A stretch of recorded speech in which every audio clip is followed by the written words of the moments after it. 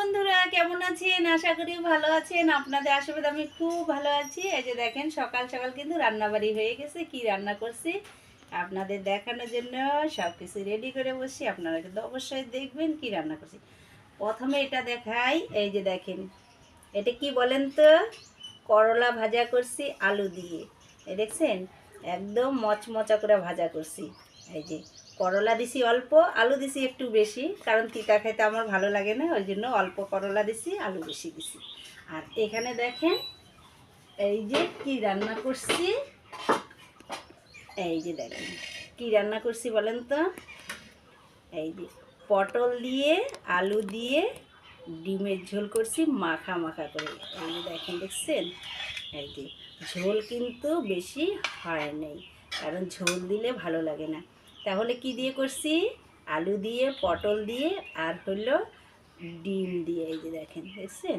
মশলা কি কি দিছি? আদা পেস্ট করে দিছি, জিরা পেস্ট করে দিছি, আর হলো হালকা একটু পেঁয়াজ, কারণ পেঁয়াজটা কম খাই, মাঝে মাঝে হয়েও যায়, কম খাইলেও তো কমই দিতে হয়। এই যে দেখেন তরকারিটা দেখা যাচ্ছে।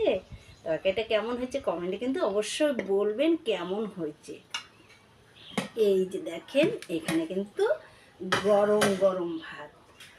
এই যে দেখেন, বুঝছেন? গরম গরম ভাত।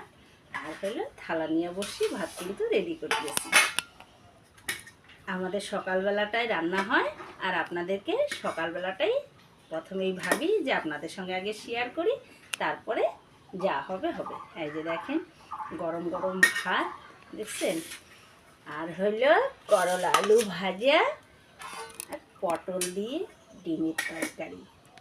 পটল দিয়ে রান্না করলেও কিন্তু ডিমের তরকারি ভালো লাগে, কিন্তু মাখা মাখা।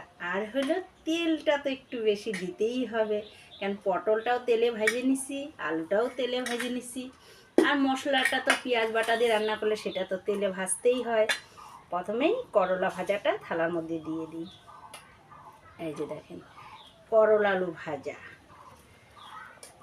এই যে গরম গরম ভাতের সঙ্গে না করলা আলু ভাজা দিয়েও কিন্তু ভালো লাগে, কারণ আমরা তো সব রকমের খাই, মাছ মাংসটা একটু কমই হয়।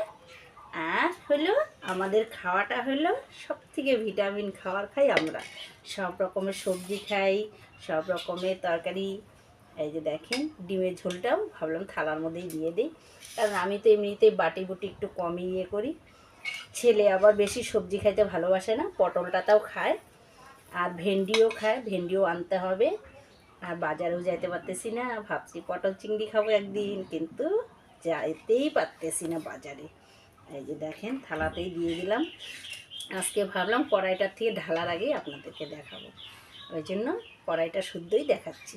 আমার ভিডিওটা ভালো লাগলে লাইক শেয়ার কমেন্ট অবশ্যই করবে, ফলো করতে ভুলবেন না, ফলোটা একটু বেশি বেশি করবেন।